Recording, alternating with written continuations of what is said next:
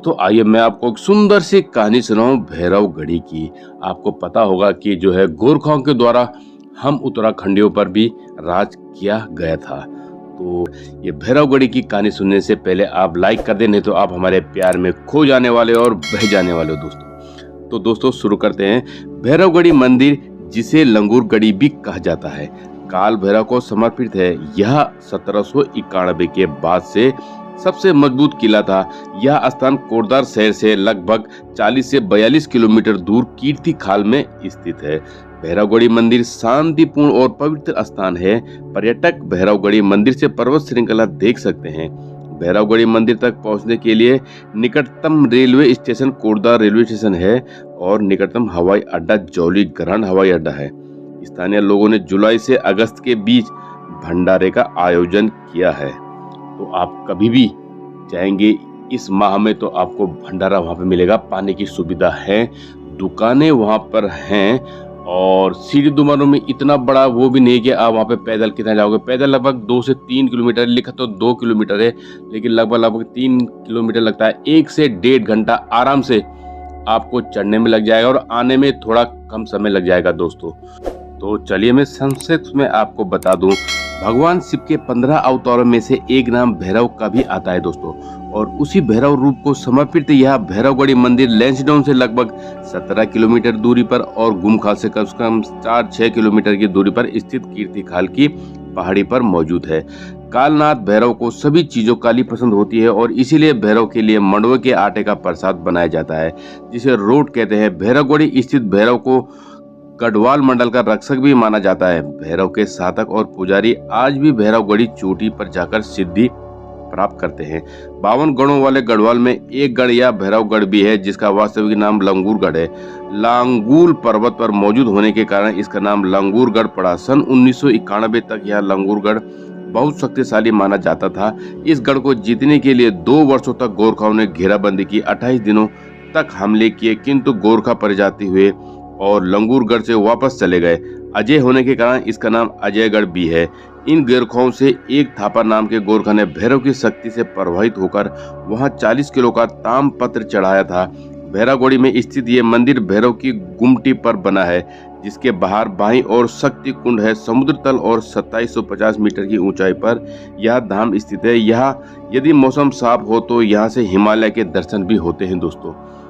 तो जो भैरवगढ़ी के मंदिर की पुरानी कथा के अनुसार है, तो मैं वो कथा शुरू करने जा रहा हूँ।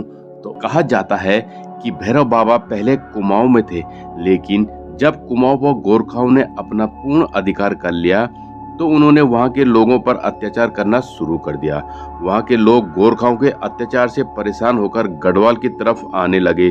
जो लोग कुमाऊं में भैरव बाबा को पूजते थे वो भी भागकर गढ़वाल आ गए, तो उनके साथ ही भैरव बाबा भी यहाँ गढ़वाल आ गए। गढ़वाल में बाबा ने पहले अलग अलग जगह पे वास किया, फिर हनुमानगढ़ी गए, जो कि लंगूरगढ़ी से थोड़ी सी ही दूरी पर एक पहाड़ी है, और उसकी पूजा होने लगी। फिर अंततः भैरव बाबा ने भैरवगढ़ी यानी कि लंगूरगढ़ी में अपना निवास स्थान किया। भैरवगढ़ी में वहाँ एक चीड़ के पेड़ के अंदर अवतरित हुए। पहले यह जगह खाली पहाड़ी थी। आसपास गांव के लोग इस पहाड़ी पर गाय चराने आते थे, तो रोज एक गाय इस चीड़ के पेड़ के पास आकर अपना दूध उस पेड़ को देकर चली जाती थी। ऐसे ही दिन बीतते चले गए। गाय पेड़ को दूध देकर चली जाती। रोज गाय का मालिक शाम को दूध निकालने जाता तो गाय में दूध ही नहीं होता था। तो गाय के मालिक ने सोचा कि मैं इसको चुपके देखता हूँ। तो जब वह उसके पीछे करते हुए गया तो उसने देखा कि गाय तो अपना दूध रोज चीड़ के पेड़ को दे आती है। तो उसे गुस्सा आया और उसने अपनी कुल्हाड़ी से चीड़ के पेड़ पर वार किया। जैसे ही उसने पेड़ पर पहला वार किया तो कुल्हाड़ी की पहली चोट से पेड़ से पानी की धारा निकली। तो वह चौंक गया कि ये पेड़ से पानी की धारा कैसे निकल रही है। फिर उसने दूसरी चोट मारी तो पेड़ से दूध की धारा निकलने लगी, और तीसरी चोट में खून की धारा। तो वह व्यक्ति सोच में पड़ गया और डर के वहां से गांव भाग गया। फिर उसने पूरी घटना के बारे में गांव में लोगों को बताया। उसी रात भैरव बाबा गांव के एक व्यक्ति के स्वप्न में आए और उन्हें बताया कि मैं उस जगह एक पेड़ में वास करता था और एक व्यक्ति ने उस पेड़ को हानि पहुंचाई। अब उस पहाड़ी की चोटी पर मेरा एक मंदिर बनाया जाए। वहां पे दो गांव हैं, राजखील और दूसरा बखोरी। तो दोनों ही गांव वालों ने आपसी सहमति से निर्णय किया कि राजखील गांव के लोग जो डोबरियाल थे वे मंदिर के पुजारी होंगे और बखोरी गांव के लोग जो रावत थे वो मंदिर की सेवा करेंगे। इस तरह से वहां पे जो वर्तमान मंदिर है वह अस्तित्व में आया और उस जगह को भैरवगढ़ी कहे जाने लगा।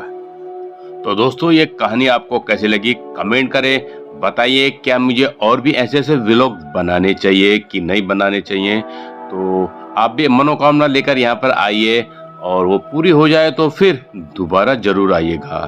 तो दोस्तों लाइक कर दें, हमारे वीडियो को शेयर कर दें और हाँ, मैं फिल्में कॉमेडी फिल्म भी बनाते रहता हूँ, इंतजार कीजिएगा, मैं कॉमेडी फिल्म भी लेते आऊँगा आपके लिए।